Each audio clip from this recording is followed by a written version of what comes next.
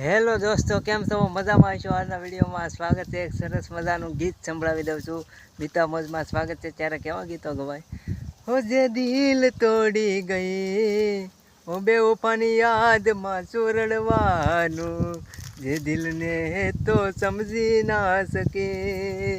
દિલ તૂટ્યું હોય એ તો એને ખબર હોય.